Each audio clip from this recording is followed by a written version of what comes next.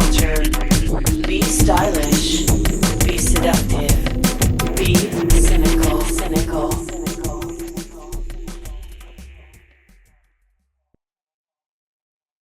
Welcome to the Sinical Magazine podcast. My name is Danny Stygion. I'm the publisher of Sinical Magazine. Today's guest is Chloe Manson. She's appeared in several of our publications, and I've had the pleasure of photographing her several times. She's always been a great supporter of the magazines. She's come down from Austin a few times to attend Sinical Ball events, which I always appreciate. Anyway, let's get to the episode. What is your name, and when did you realize you were into kink? Hi, my name's Chloe Manson. I realized that I was into kink when the Rammstein Mind Tile video came out.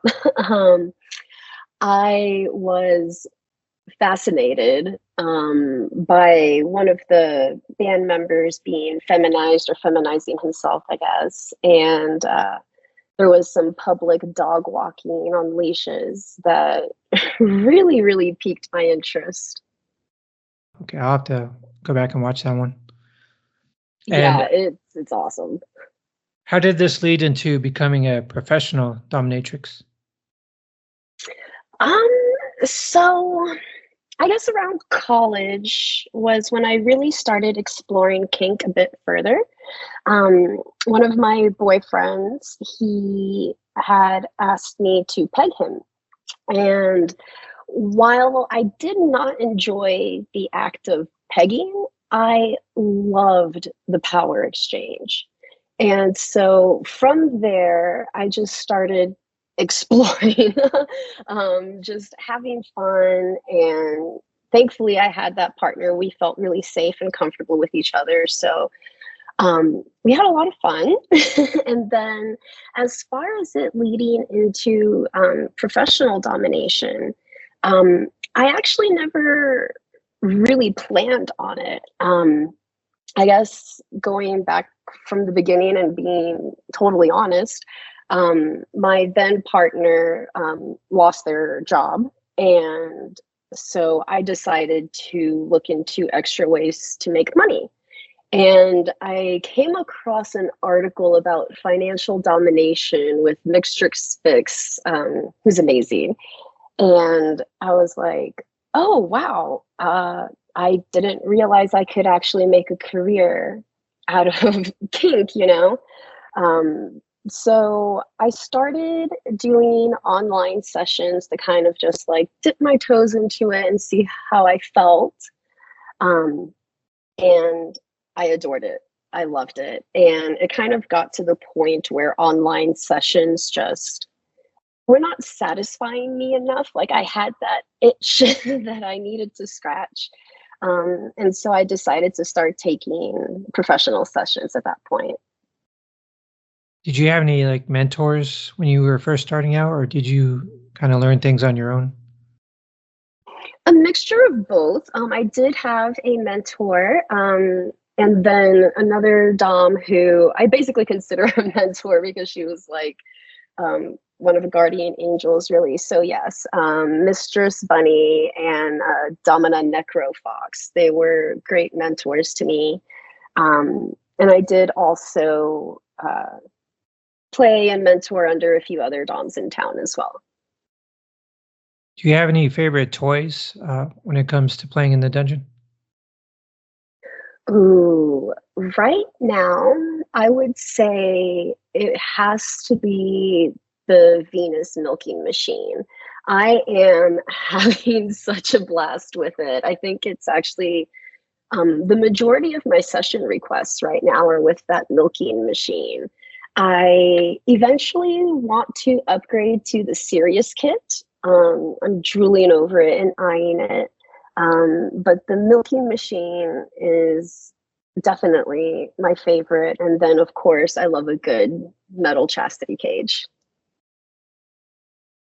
Do you travel much for sessions? And then if so, what would go in your travel kit? I actually don't. I don't really feel comfortable with fly me to use the same way that I feel like most other people do.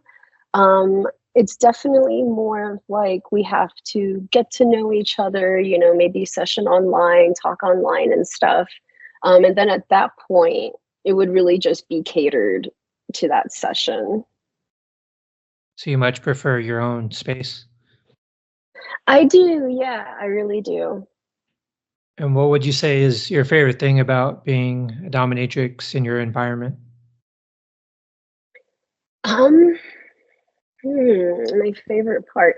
Um, Aside from the profit, of course, honestly, just like the freedom and peace that it brings, like stepping into the dungeon, um, it just always warms my heart, like there's a sense of pride, a sense of accomplishment, a sense of eagerness and excitement for the session that's to come. Um, so yeah, it's really exciting and very energizing.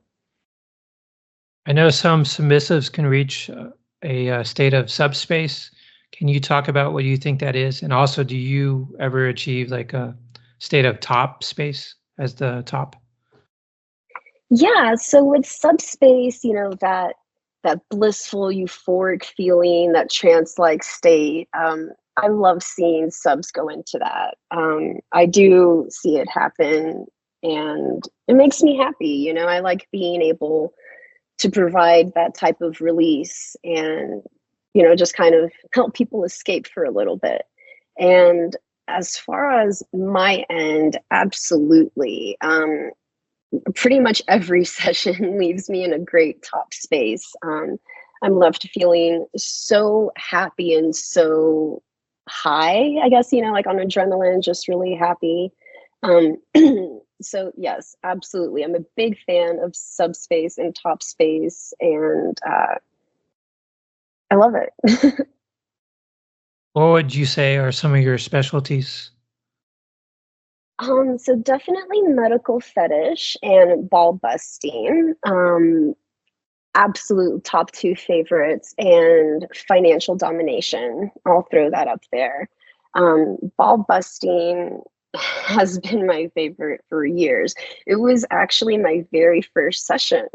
I ball busted a man in the military, and it was so great seeing this like big macho man just like crumbling to his knees, adore ball busting.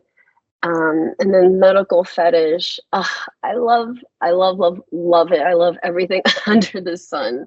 The milking, the sounding, the needles, the fish hooks, the saline injections, all of it. It just makes me so happy.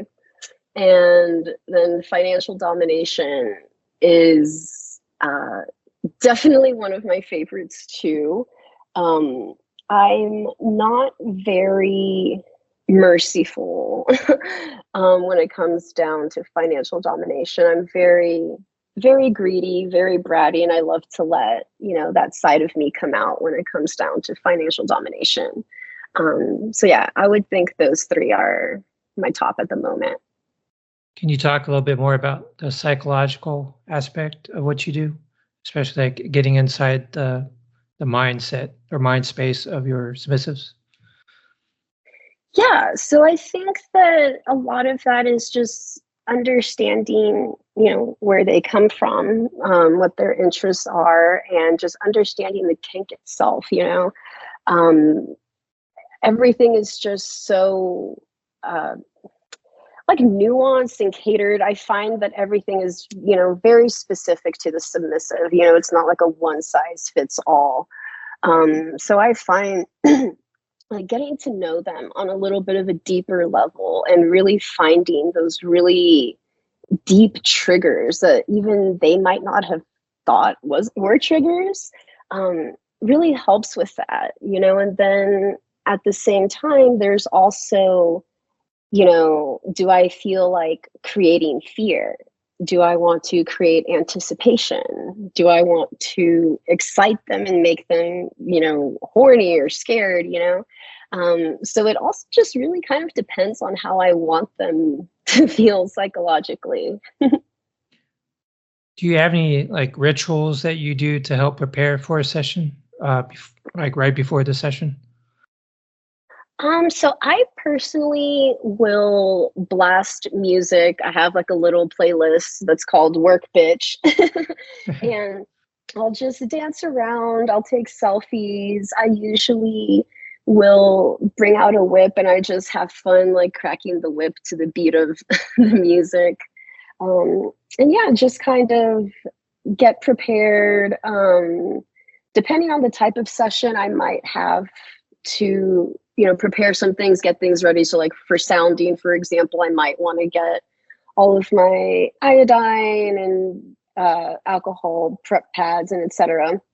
Get all of that out. So, but for the most part, as far as like getting into that headspace and ready to session, it's listening to music and dancing for me. So do you like to have music in the background during sessions? Because I know some people like to have it quiet and some like to play music. Yes, I do like to play music. Unless a submissive request silence, there'll always be some sort of background music for me. What type of music do you personally like prefer? So it depends on the session. Sometimes it might be classical music, sometimes it might be pop music like Britney Spears and Y2K, if it's a sissy session and I want to feel like very feminine and very fun.